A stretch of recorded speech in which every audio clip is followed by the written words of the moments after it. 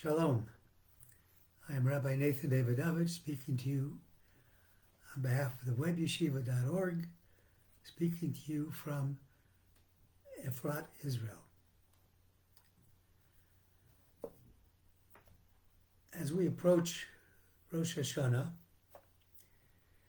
where the entire world, not only the Jewish people, are judged for the coming year, very solemn time requiring great effort to try to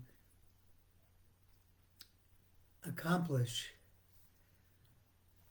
the result of our prayers in being a year of blessing and goodness. This week's Torah reading, Parsha Nitzavim, provides a recipe to help usher in a new year of blessing. And this Torah lesson, as you will see, involves the recognition that we are not judged by our social or professional status, but rather by our ability to care for one another and to unite with one another. The very words of this week's Parsha indicate that. The Torah reading starts, Atem Nitzavim Hayom Kulchem. You are all standing here together. Together, all of Am Yisrael, all of the children of Israel were together listening to Moses' speech to them. And the Torah goes on to say, your tribes, the heads of your tribes, your elders, your officers, all the men, all the women, the children, the lowest person, the person who's chopping wood, the person who's drawing water, everybody is standing. We differentiate, unfortunately, when we see somebody, we look at what their outward appearance is, and we form judgments based on that. God doesn't work like that. What may seem to be a person of great status here in this world may not seem to be anything special when God is judging that person. And Rabbi Shlomo Carlebach used to say that when you look at a person, you have to look at him with the eyes of Mashiach. What does that mean? The eyes of Mashiach, looking at the person, not the outer appearance, not his profession, not what he's wearing, not how he smells, but look inside, look at the neshama, the holy soul. We learn from this Torah reading that the way that we can survive darkness around us, and the way that we can bring light into the darkness, is through unifying as one. How do we do that? Rabbi Akiva, the great sage, said, "V'ahavta l'reyacha kamocha ze klal gadol b'Torah." Loving your neighbor as yourself is a great principle in the Torah. And when he said it's a great principle in the Torah, what he was saying is that it underlies and underlines every one of the 613 commandments. That when we do a commandment, we fulfill a commandment of God, we're doing the will of God, we have to have in mind that we are doing it on behalf of other people as well. When we do a mitzvah, many people say a little prayer before it, which basically means I'm preparing to do a commandment, to fulfill a commandment on behalf of all of the people of the children of Israel. Rabbi Akiva talks about looking out for your fellow man. The Pirkei Avot tell us, the ethics of the fathers, who is rich? Ezeu usher, hasomech bechelko, which is literally translated as somebody who's satisfied with what he has. But the Hebrew word bechelko can also mean somebody else who is satisfied with what somebody else has. When we are praying to God for a new year, we should be praying for everybody, not only the Jews, but every person in the world. And to do that, we have to be united with them. We have to show that we are concerned, that we are happy if somebody else has something. To get out of our own particular narcissism and our own ego and look at others.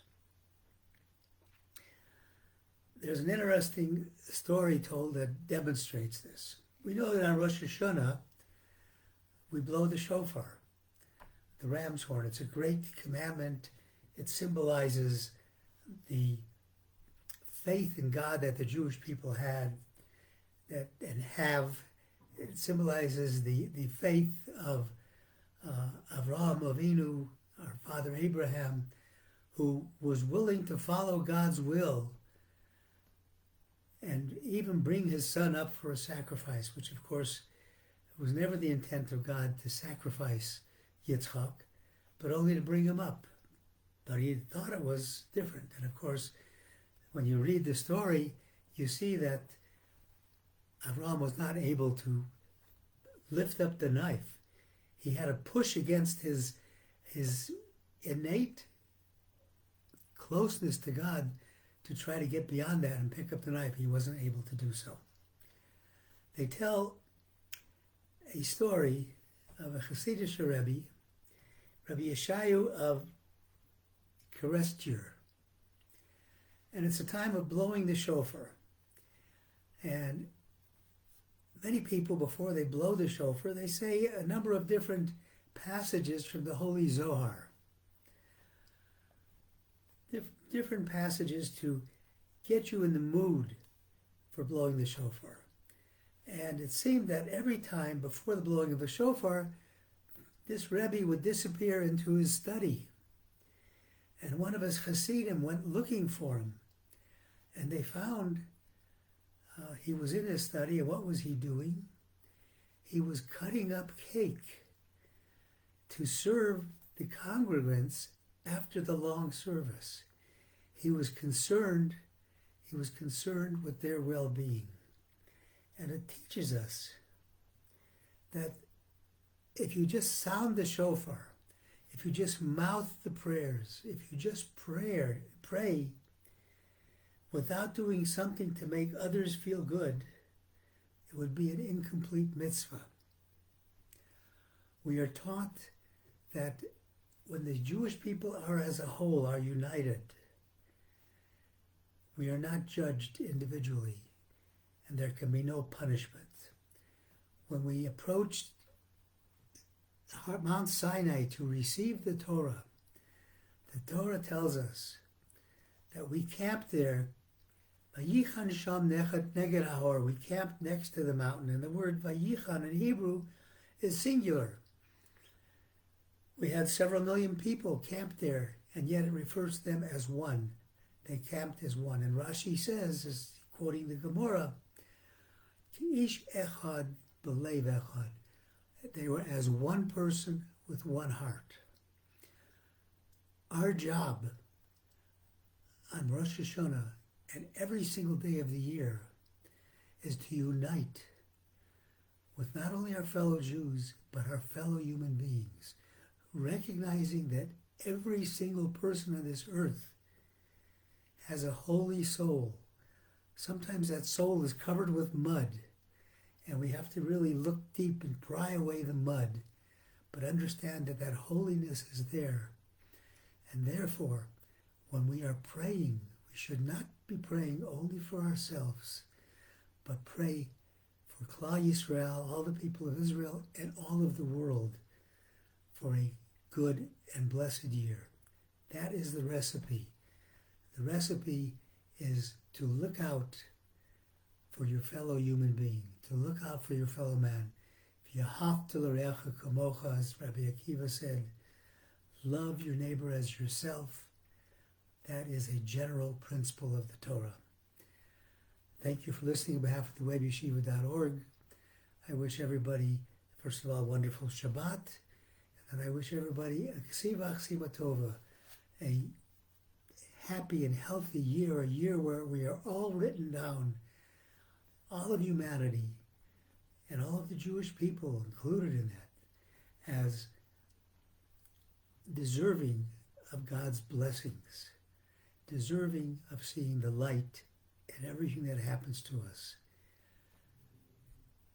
Shabbat Shalom.